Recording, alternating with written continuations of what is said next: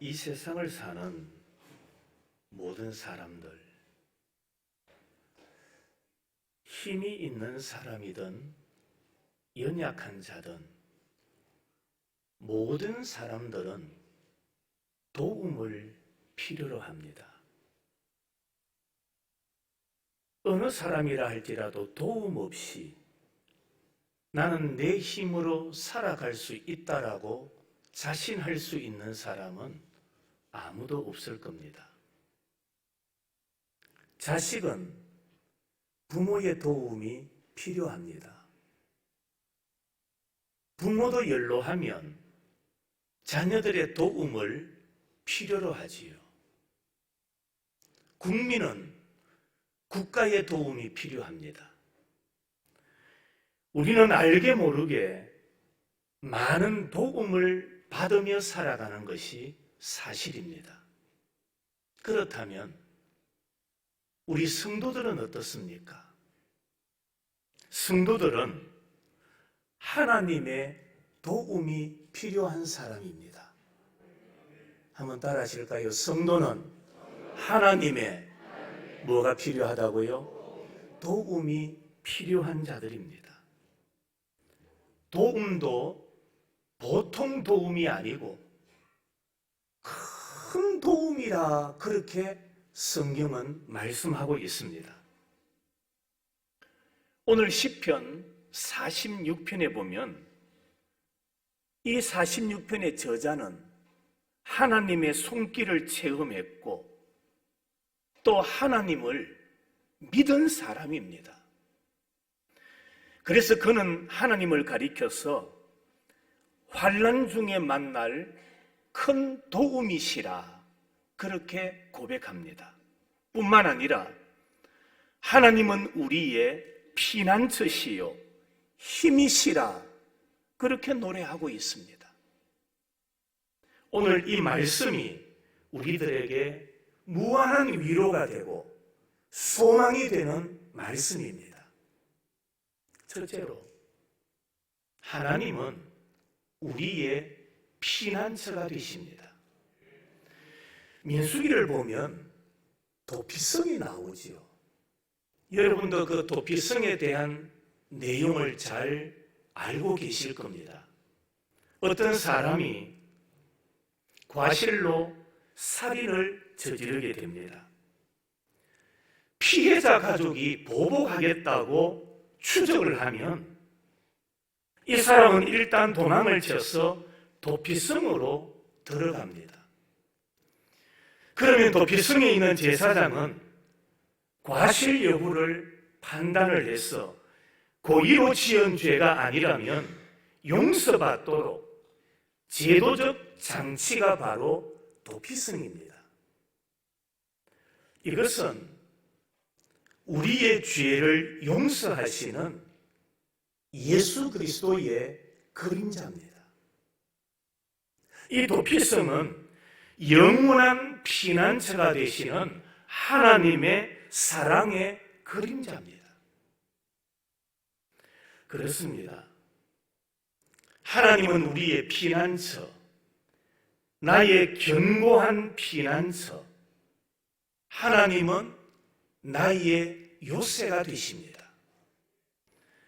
하나님은 언제나 그 백성들의 유일한 피난처이시므로 하나님을 신뢰한다면, 우리가 하나님을 신뢰하며 산다면 신뢰하는 그 대가로 하나님의 보호를 받을 수가 있습니다.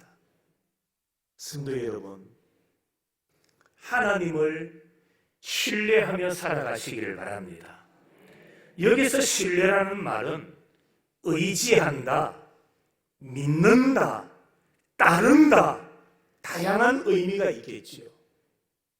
이렇게 하나님을 신뢰하며 살아갈 때에 우리는 하나님의 보호를 받을 수가 있는 겁니다. 우리가 즐겨 부르는 찬송가 70장입니다. 피난처 있으니 환난을 당한 자 이리 오라. 땅들이 변하고 물결이 일어나 산 위에 넘치되 두렵지 않네. 피난처 있으니 환난을 당한 자 이리 오라. 땅들이 변하고 물결이 일어나 산 위에 넘치되 두렵지 않네.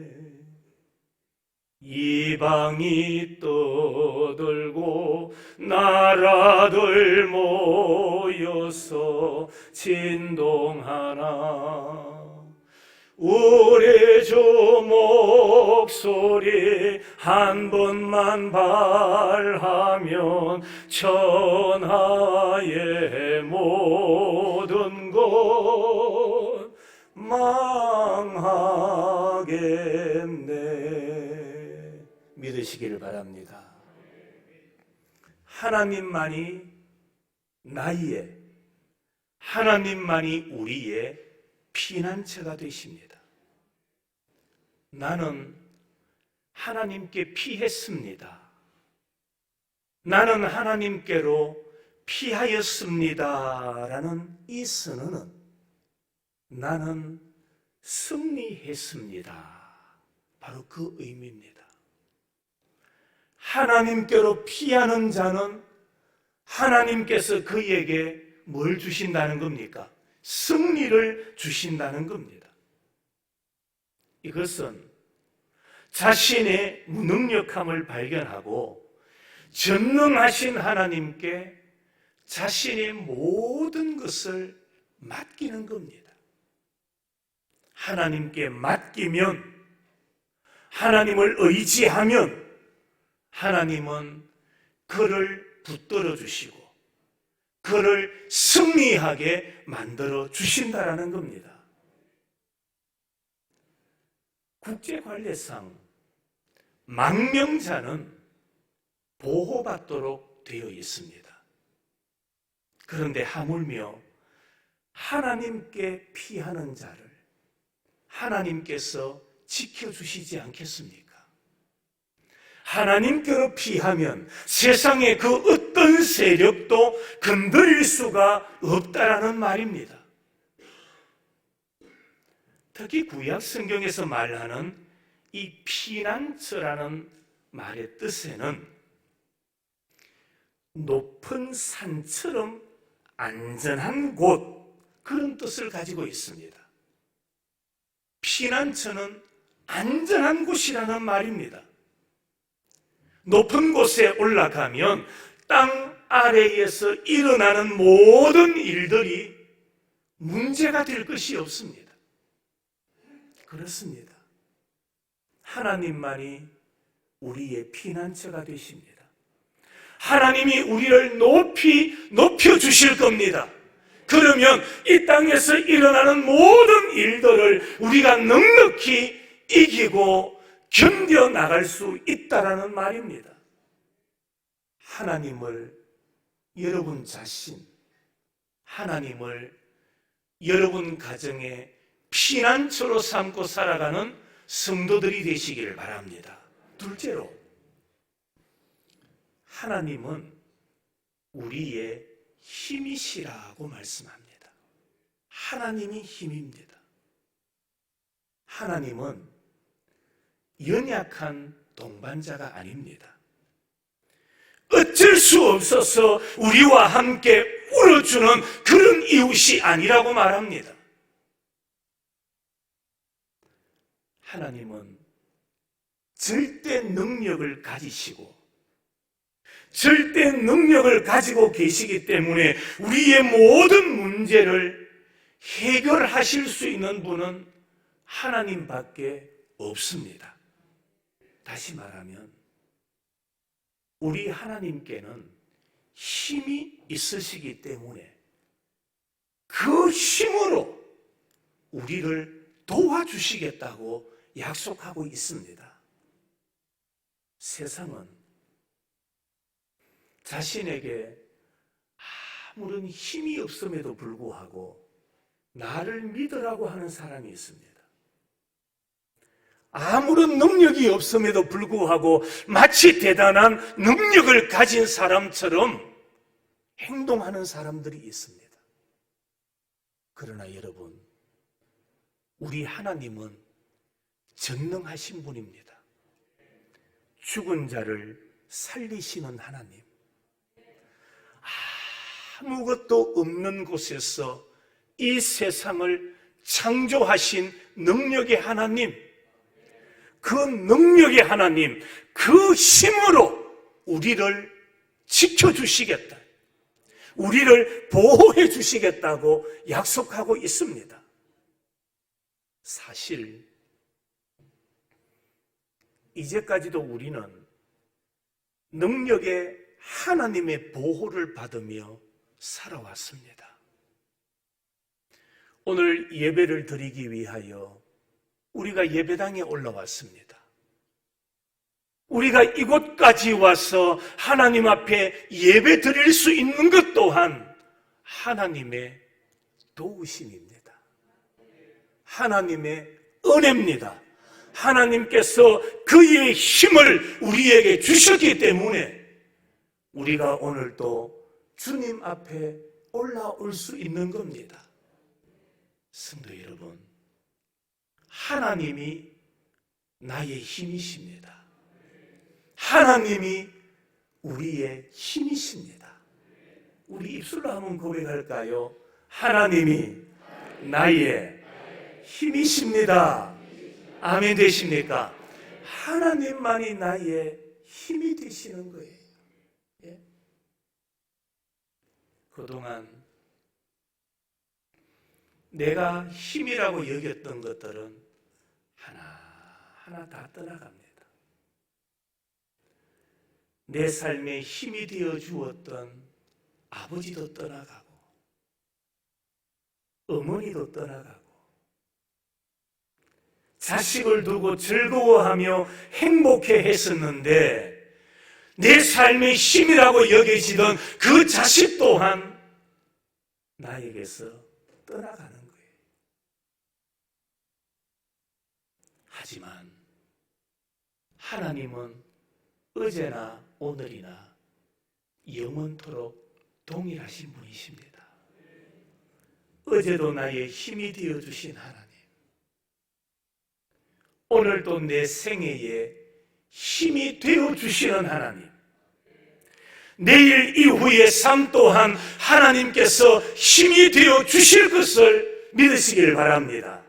하나님은 나의 힘이시라.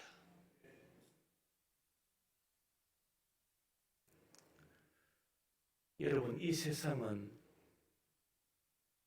우리의 힘을 자꾸 꺾어버립니다.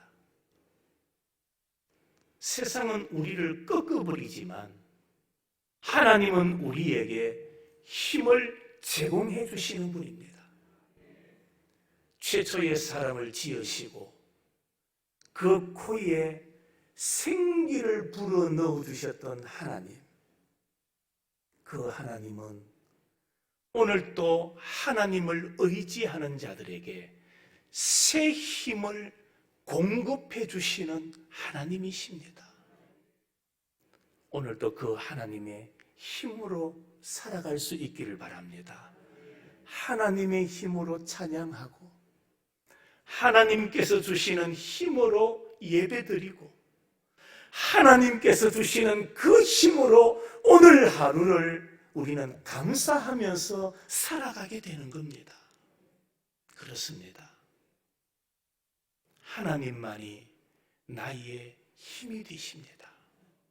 세 번째로,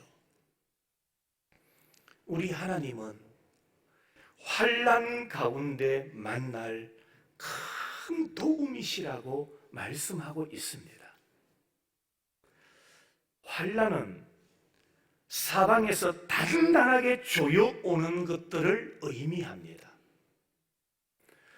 여러분, 사람이 장난을 치면서 이렇게 목을 조일 때가 있습니다. 목을 조이면은 답답한 것처럼 우리의 삶에 인간의 능력이 제한받는 것을 의미합니다. 환난은 바로 삶의 영역에 제한을 받는 것입니다. 그게 바로 환난입니다. 여러분, 현재 우리들이 받고 있는 제약이나 제한은 어떤 것이 있습니까? 여러분은 무엇에 쫓기고 무엇에 조이는 아픔을 겪고 있습니까? 어떤 사람은 사업 때문일 수도 있을 것이고, 어떤 분은 자신의 건강이 그의 목을 조아올 때도 있을 것이고, 어떤 사람은 관계 때문일 수도 있고, 어떤 분들은 말할 수 없는 근심 때문에 목이 조이는 사람들이 있을 겁니다.